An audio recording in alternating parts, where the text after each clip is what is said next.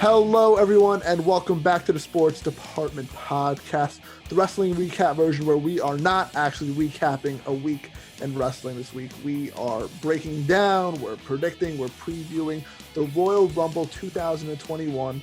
I know this is one of my favorite pay-per-views of the year. I know it's a lot of everyone's favorite pay-per-view too. If it's not your first, it's probably in your top three or so. So we're all very excited for the Royal Rumble this Sunday. So in this episode, we'll be going back in time, looking at some of our favorite past Royal Rumble moments.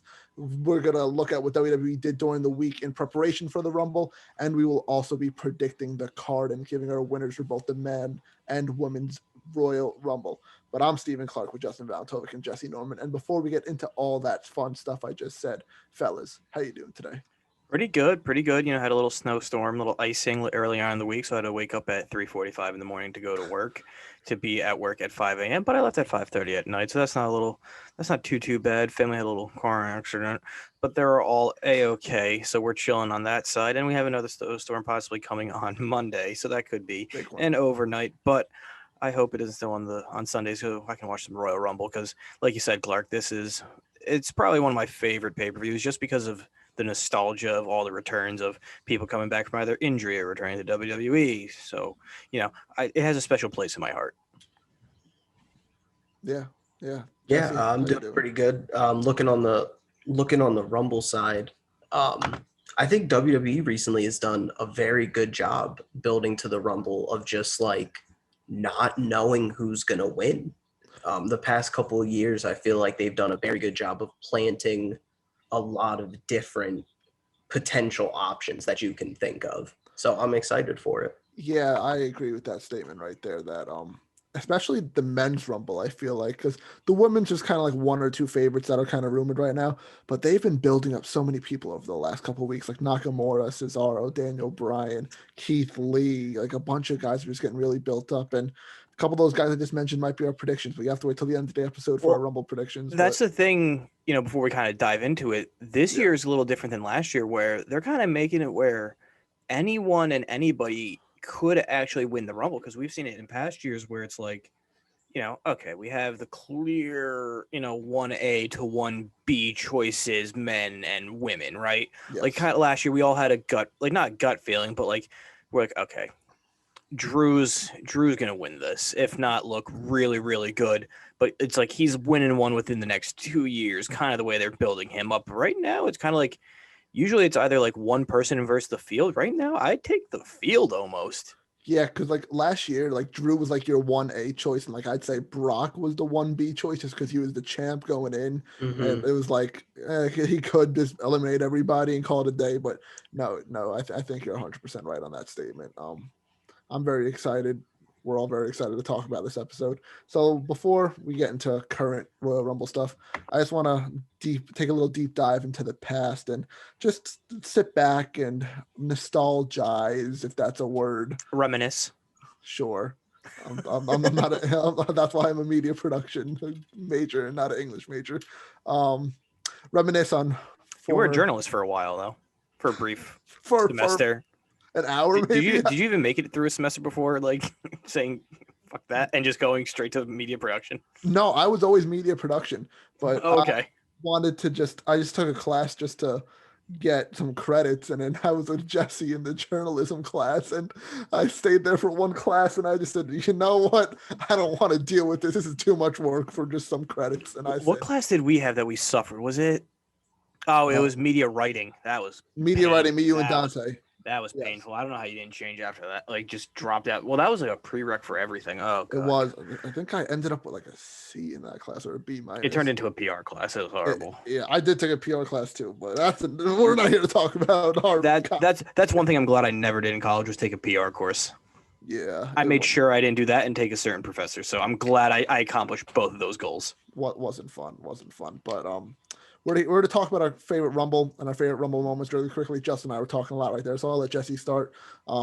Anything you want to bring up from your past, from your childhood, even recent memories as much as last year. I just want to know, what are some of your all-time favorite Rumble and Rumble moments? Okay, for some reason, when I was a kid. Whoa. I'm going. I said Jesse. You literally just said Jesse's going to start. Well, in the reminiscent of college, you know, Jesse and Justin were 1A to 1B, it seems like, to most people, so, you know, we're interchangeable. I'm a big returns guy. Okay. So was Cena returning when he really shouldn't have because of the shoulder? He came back like 6 months early. That was insane. Obviously Edge's return last year was phenomenal. And speaking of phenomenal, AJ Styles' debut. The beautiful shot of Roman Reigns' face just trying to read what? You can't see what it says. That's kind of how I was too, honestly. Home, yeah. I was like, because I usually know like who's the music it is, like the countdown's like, oh wait, after like the first note, you're like, oh, that's John Cena or Edge, but it's like, who? I'm like, did someone get new music and they're debuting it here? And I'm like, who is this? God, that was like what, 5 years ago at this point?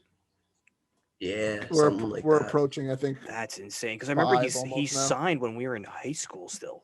Yeah, because it was the Rumble 2016, so we're on 4-year anniversary right now. Yeah, because I remember AJ signing to WWE got me back into wrestling for the most part. Like I was like I knew what was going on, but I wasn't actively watching it. And then as soon as it AJ Cena, I was like, okay, this was something I always wanted to see when I was younger. Coming back also kind of got me interested in it. Okay, that was the year prior, so yeah. I remember the first pay-per-view that I watched on the WWE Network of like when I got back into it was Battleground. God, I don't remember the year. Was the Shield triple threat or no? No. Roman took on, I want to say, Bray Wyatt in a championship match, maybe. Or some form of match. Might have been 15-16. I'm not good with dates. I gotta look that up. You can look that up while we talk about Jesse's moments. Yeah, I really like the Cena one. That's one of my favorite ones too, the Cena returning 2008, because that's just very nostalgic to me. Because when I was growing up, like I know a lot of kids started watching wrestling when they were young, like when they were like 4 years old. That was my first pay-per-view that my parents bought for me, was the Rumble 2008. I started watching wrestling the year prior in like late 2007. So like I missed all the Eddie Guerrero stuff. I missed the Chris Benoit stuff. Basically, right when Chris Benoit stuff happened, basically is sort of when I started to become a wrestling fan.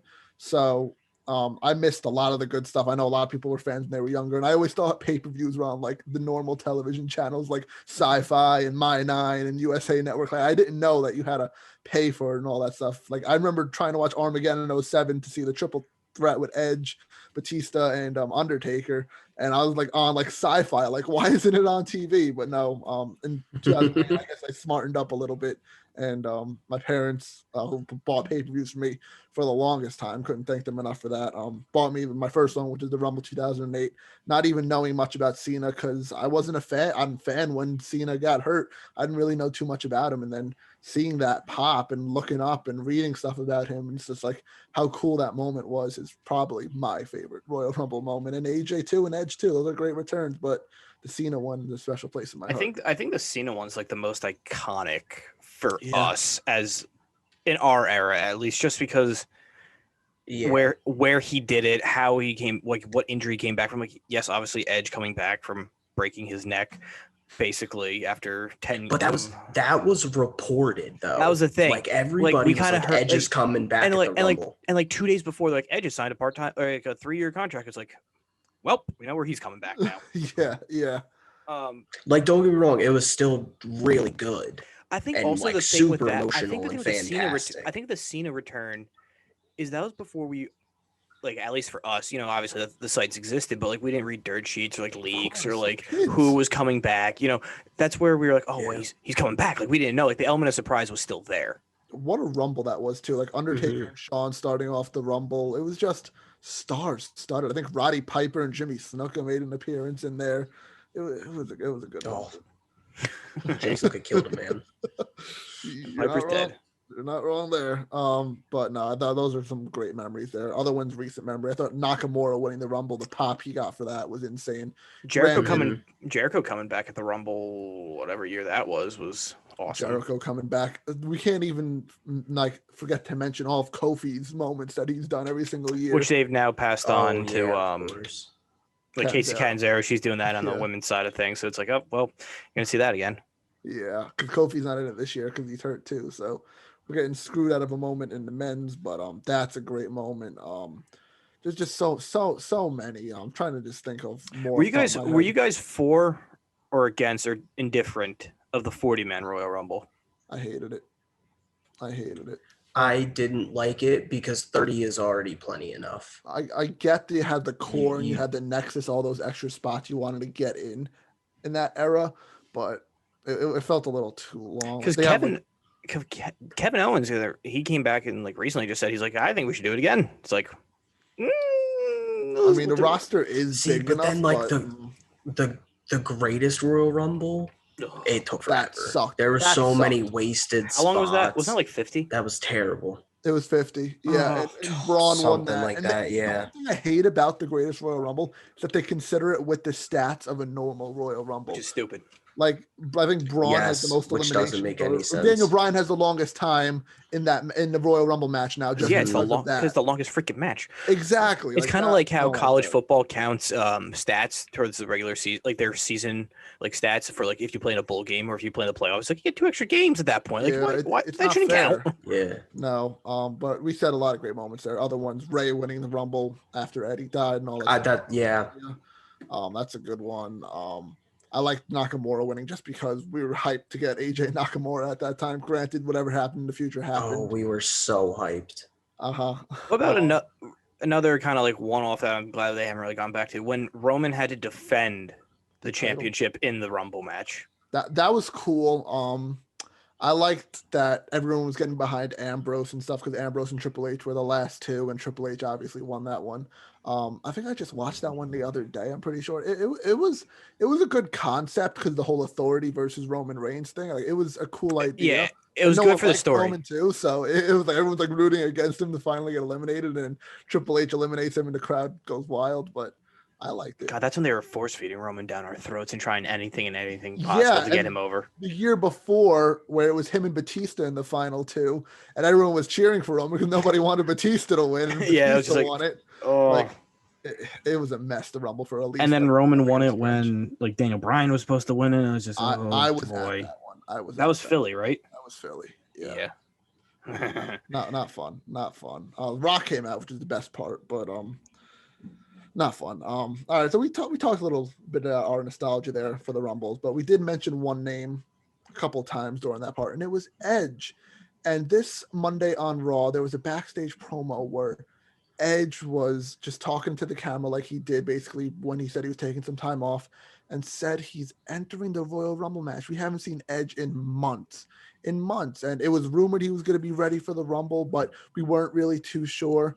Do you guys like that they kind of ruined this surprise for us in a way? Like that Edge was going to be in the Rumble? I know we had this moment last year, but like... I think what it does is that it's cushioning the blow, because if he came back and returned, right, in the Rumble again, you're doing the same thing twice, but at that point, it's like, well, Edge has to win it now. You know? Yeah, true. So now, by them saying he's coming back, it's like, okay, well, he might not win it then at that point, since they kind of blew it. I think also what they're doing is pushing him away from Randy, because he said like I'm coming for what I never lost, which like, oh, that championship doesn't exist anymore, buddy. But you know, I think that was their way of kind of being like, hey, Edge and Randy did their thing. Yes, there was an injury, but we're not gonna still do the Edge Randy thing again. Quite yet. They'll probably pick it. They'll probably pick it up once Burnt Face is done with, you know. Burnt Face. Burn face. Yeah. That looked horrible. It looked terrible. It did. That was this week too. Orton RKO with Alexa Bliss, but I just kind of wish. I get why they did it, like to maybe give more eyes on the Rumble, get more people to watch the Rumble, but you gotta save. I guess if they have enough surprises, fine, but that would have been a perfect surprise, having Edge come back in the Rumble again, back-to-back years. But if they have something else in mind, I'm not going to crap on it right away. You got to think now they're going to stick him in like the 20s, right? Because now everyone's going to be like anticipating when is Edge coming back, because he's been off for 6 months, right? A while. So it's like, I don't know. You know, so it's like, because it's like if he's in I wouldn't good be surprised shape, if they wait till he's at 20. He might be like 29. Might be or something. Might be high up there. I don't know. We'll have to wait and see. But speaking of numbers and all that stuff, I really don't like this. This pains me to say, but WWE Backstage is back. Great show, whatever. No problem with that. Isn't it a one? It's a one-off though. I think it's a one-off. Not really too sure, but it's back for the time being. They said during the week in their promos that they will be announcing the number 30 entrance for the men's rumble, which kills all the fun, and the 1 and 2 for the women's. Like, I'm better this already. I'm better with the 1 and 2. Well, the reason why they're doing it is so people tune in and watch and see what's going on. Of course, but I'm rather them the 1 and 2 because it's like, who cares? Right? Exactly. But 30 should always be special. It's the last one. You're in this match at this point for what, like an hour plus. You're trying to see maybe it's one last return or like, one new person finally jumping to WWE. Like it's supposed to be something awesome, and it's like, it's not if it's going to be like Brock Lesnar, right? Or unless they say like Edge is number 30. But then at that point, it's like we already knew Edge is coming back, so you just double dipped on the same thing. It's like you didn't really do anything. It just ruins it because, like you said, you sat through that whole match, and it's most likely going to be the main event of the show too. And you get to that point, it's literally the last entry of the entire show. And then it's also like 30 never wins, like they just never do for the most part. That too, but I hope it's literally like someone on the main roster. I hope they don't ruin another. Who was the last 30 to win it? Was Triple H 30 when he won the title one?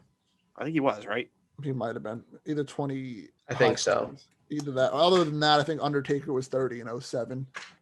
Yeah, there's no way they were having him lumber out in like 25. No, but I'm not a fan of this. Jesse, do you like them doing this, or are you on the same page? No. I've thought like over time, I think they should do more things with the Rumble entrance, like being, having tournaments and stuff. And like, I don't have a problem with that, like earning certain numbers, knowing certain people are going to be coming in later, coming in earlier, but still having surprises in there. But just announcing number 30, that's a little painful. Too far. I don't like that. I'd rather than bring back that's like not the what lottery aspect of it. The lottery's fine. Even if they just announce 1 and 2 for both Rumbles instead of the 30, I'm okay with that. I just don't want. I don't even want to say I don't want the 30 for the women's Rumble because that kind of ruins that one too. But if the women's Rumble goes on last, then I guess it's a little bit better. But so the only 3 people to win at 30: Undertaker, Cena, and Triple H. Oh, I forgot Cena was 30. In his second one, he won. Yeah. We just talked about it. Yeah, but he was 30 when he came back. Oh, the first one Cena won. Oh, that's right. Duh. Yeah, Madison Square Garden. Back years Cena was the first 30 to win. No, Taker was. Cena was the first. Taker was 07. And Cena won. Yeah, they went 30 back to back, and then Triple H was the next one all the way in 2016. So it took him 8 years for another 30 to win it. And prior to that, 30 never won. Don't forget, number 27 has the most chances of a Royal Rumble winner. They have 4. Which since they started promoting that, 27 has never won. Not one. The last, because I have it up on Wikipedia, the last 27 to win. Steve Austin in 2001. Jesus Christ! Yeah, that's probably when they started those video packages too. And which is stupid because one of the 27s was to co-win it was when Brett and Lex Luger co-won it. So it's like that shouldn't count. 3.5. Yeah, exactly. And then Yokozuna. So I mean that makes up for the other half. He's dead. Sorry. And then Big John Studd also was the other 27. So that's stupid. Isn't Big John Studd dead too? That would not count to you too, then, Justin. No. Braun was 41 when they won. When he won that one. That's cool. Braun, when he was 41 for the greatest Royal Rumble. The fact that that's on, like... He's that old? No, he's not 41 years old. I'm saying entry 41. 41 years old, he was number 41. Yes. Oh boy. Oh, hopefully he's the only one to win from 41. And that does for our little nostalgia and sort of news with the Rumble. And we're going to get right into it now in predicting the whole match card for the Rumble. Not a lot of matches, of course, because there are 2 30-person Royal Rumbles to go through. And those matches usually last about 45 minutes, I'd say, to about an hour, 45 10 minutes. Yeah. 45 to an hour-ish. So that takes up a chunk of the card. But we're going to get through all the normal matches first. And here we go. I will start with Justin's predictions. First, for the Universal Champion, Roman Reigns defending against Kevin Owens in a last man standing match. You know, on our football predictions podcast for the playoffs, I know we always say, you know, are we going with our heart or going with our gut? Right? Yes. Well, the heart wants what the heart wants, and the heart's not going to get what it wants, and the heart wants Kevin Owens to win. So therefore, it's not going to happen. So I really think Roman Reigns is going to win is my official prediction. And I really want Kevin Owens, though, just to have him walk into Mania, even if Roman goes in and obliterates him and wins it at Mania in Tampa Bay.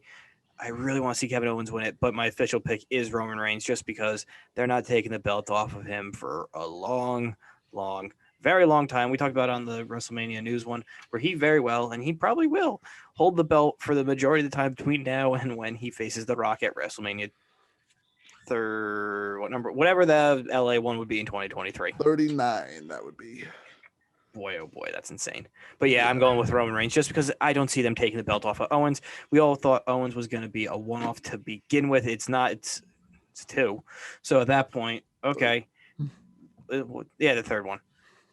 Oh yeah, because the cage match too, right? The cage match on SmackDown. Right after their. Yeah, I was going off of pay-per-view matches. That's why. Yeah, but it's gonna be Roman Reigns. Jesse, what do you think? Roman. That's pretty Roman. Yeah, I'm in the same boat as Roman. Justin here. It'll be a good match. Yeah, it's gonna be great. No, it's gonna be fun. Match. Like Kevin Owens will jump off of something extremely high, and he'll probably throw himself extremely hard through something, probably a ladder or a table, like he normally does. Yeah. Quite frankly, I could see him going through LED boards for the Thunderdome or something, or getting thrown off the LED boards, which they've done already.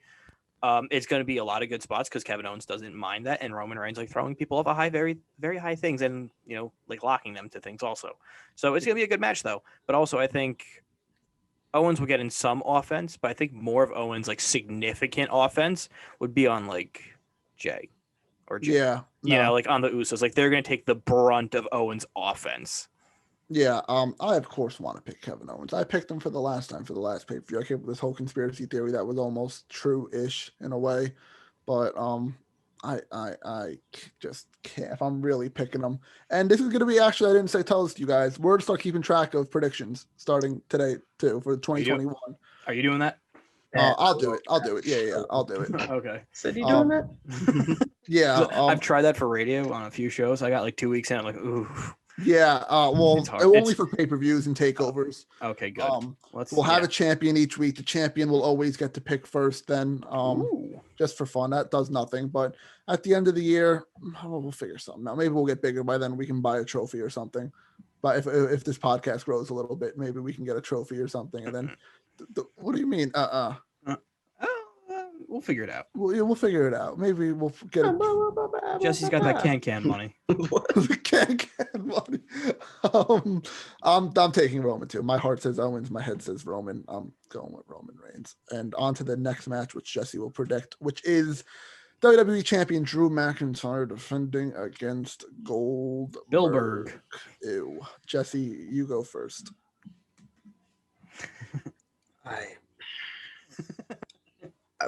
Drew, but I really feel like there's a big chance Goldberg might win. Pain. Again, I've said it before, I'll say it again. I hate this story. I think this story is garbage. Yes, Goldberg's the new Brock. That's He's the fine. New Brock. I don't even care about that. That's not even it. Like that doesn't matter to me. It's the fact that Drew for 4 months was the Legends guy. Like the whole feud with Orton was him respecting Legends. And then Goldberg was like, you don't respect Legends. He was just a Legend shield. What? It literally is garbage. It doesn't make any sense. That's Goldberg CTE kicking in from caving his head in on every little thing possible. But this is how I see it. God. It's gonna be Goldberg because don't say that. In Goldberg's return matches, right? I think he's won almost every single time since like when he comes back from hibernation. Yeah. And here's the thing. Yeah. Whoever's gonna win the Rumble is gonna go for the Universal Championship. Because this is going to be a Mania match. Because Drew's going to lose it here, win the Chamber and then go for his title to win it in front of people so they can have the coronation, which they didn't have with Brock Lesnar, because Goldberg's the new Brock, and that's what's going to happen. So Goldberg gets to walk into another Florida WrestleMania with a championship, and he's going to lose it again. Yeah. This also, they're padding the storyline of this was the one championship that eluded Goldberg his whole time. So why not give it to him for 2 months? Because it didn't. Last time I checked, Goldberg wasn't a tag team or intercontinental or champion or whatever, or NXT champion. Yeah. No, Clark, those titles don't matter. My apologies. This one right here could possibly get Jesse in the lead to see if he's the champion for this one, because I'm also going with Goldberg in this one. I hate to do it. It's going more in my head than my heart 100%, because I can't stand Goldberg coming back every single year, holding a title for a couple months and just losing it and dipping for a whole nother year. I can't stand it. But it's what's going to happen. Justin said it best, I think. We're to have McIntyre's coronation at Mania, and just he gets his moment in front of the fans, which is great in the long run, but in just like current time, it's not fun having Goldberg as not having your champ on TV it's again. Just boring. It is because we're gonna have Drew with no crowd and no Goldberg yelling at a camera and just trying to single-handedly promote and push a feud without the other person being there. Another thing I'm hearing is Goldberg loses the title, win this match, and eventually wins the Rumble later in the night. That's one thing being rumored, but that can't happen. We've seen that before, where it's we'll get to that a little later. But yeah, but here's also the thing: they hinted at it where Miz said he would be cashing in on whoever the winner of this match is. Do you think that happens? No, I don't think so. Because I'm fine if Goldberg wins. Because here's what they could do. They could, have Miz cash in, win the belt, and then have Goldberg run through the chamber. And then we got a triple threat match between Goldberg, McIntyre, and Miz at Mania. Honestly, Goldberg in the chamber. That'd be cool. Goldberg in the chamber sounds perfect. It does sound cool, right? Because he's built for the chamber. Big moves, big spots, just things like that. Like that's what he's for. Yeah. And he didn't get the win at the chamber against Triple H because sledgehammer. So I think that'd be cool.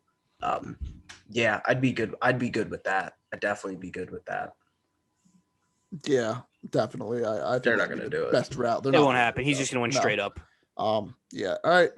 Last regular match of the card, which is not very crowd pleasing, but we got to talk about it. Well, predicted at least, anyways. I'll go first. WWE Women's Tag Team Champions Charlotte Flair and Asuka versus Shayna Baszler and Nia Jax.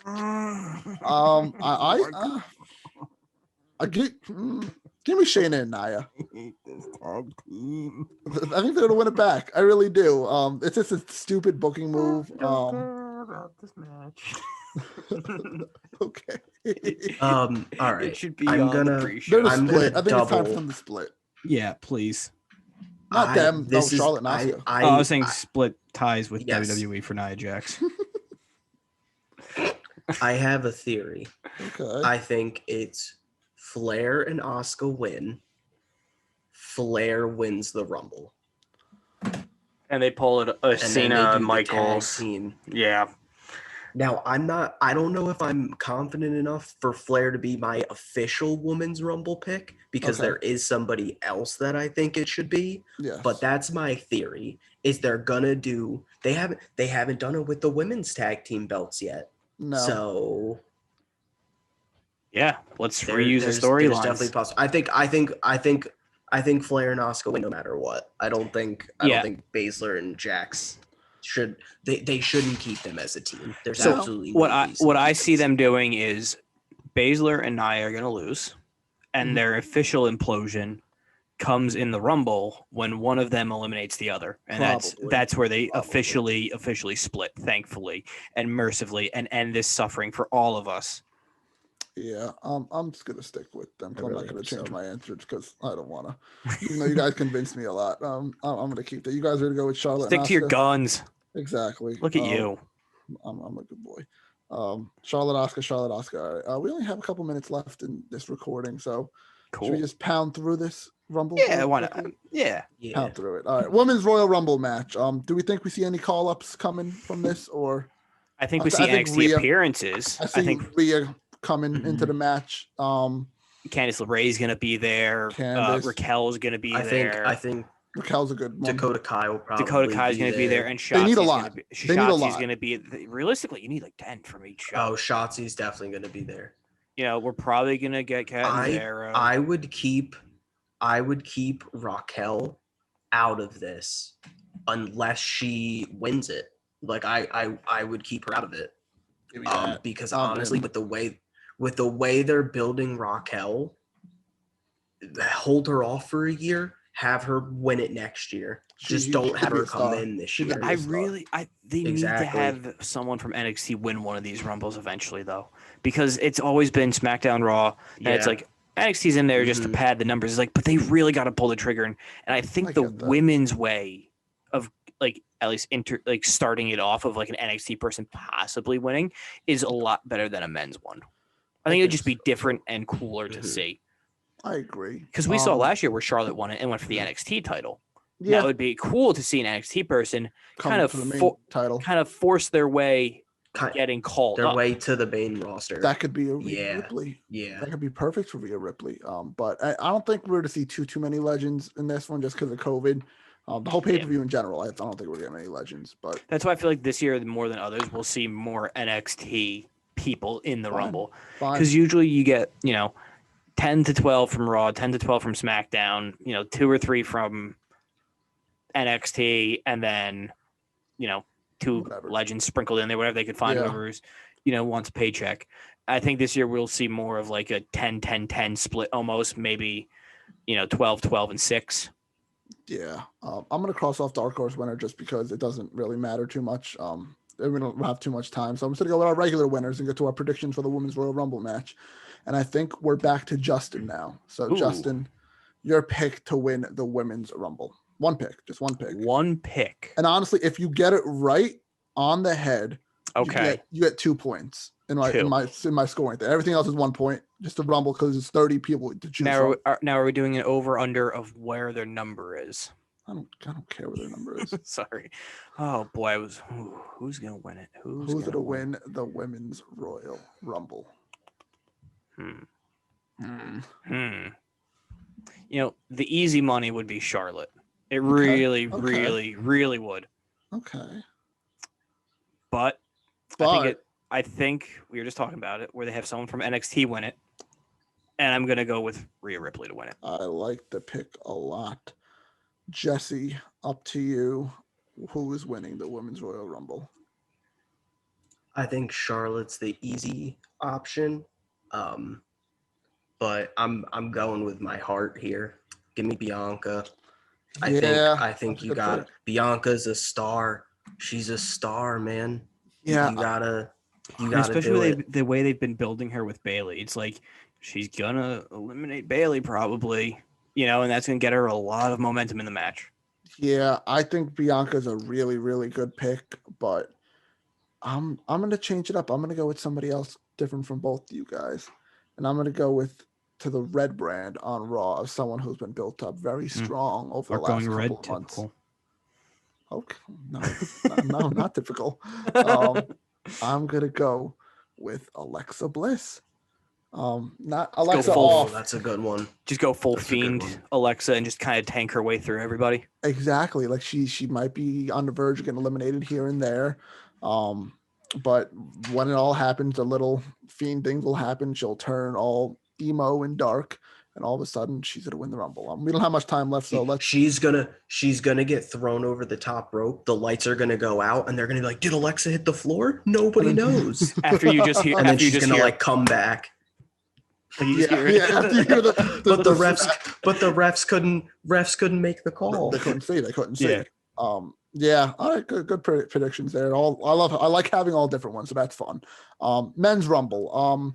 We don't have much time, so I'm going to kind of skip over NXT calls. I don't think we're to see too many. Maybe a Ciampa here or there. I don't really think we're to get too many call-ups. Maybe Nah, we'll get appearances. We'll get the era, maybe Finn. Yeah, Finn would be fun. Legends. Finn, Boogeyman's been backstage a lot. We might see the Boogeyman in the Rumble. Yeah, we'll just see whoever they've really kind of dragged out. Whoever. Maybe we see Carlito. We skipped. Yeah. All right, let's get to our winners of the Men's Royal Rumble. Well, we only have a little bit of time left, and we're going to go to Jesse for his winner of the Men's Royal Rumble. I think they're going to do Daniel Bryan. Okay. Because I think this is his last run, and I think they will give him a Rumble win. And they'll give him the main event of one of the nights. And I think they'll call it there. I am also going with Daniel Bryan. A lot of other picks are Brock Lesnar out there. I just think the exact same reasons you think for Daniel Bryan. It's his last run, and it gives him and Roman as a money match at Mania. It really is. Well, for me, for another money match in Mania would be the anti-Roman coming back from Dadcation would be Seth Rollins. Ooh, okay. I gave you that idea, Justin. Yes, you did. I said that. I said Rollins comes back as an anti-Roman guy. All right. Well, we're almost out of time, though. We're almost out of time, so thank you guys for listening to this episode of the Sports Department Podcast. Make sure you guys follow us on our social media at Sports Depth Pod. That's SportsDEP.pod on Facebook, Twitter, Instagram, and TikTok. Subscribe on YouTube, Apple Podcasts, and Spotify. We don't have much things planned because football is on a week break because of the Pro Bowl, but we will have other podcasts coming out really soon. So stay tuned to all that fun stuff, and we'll see you in the next episode.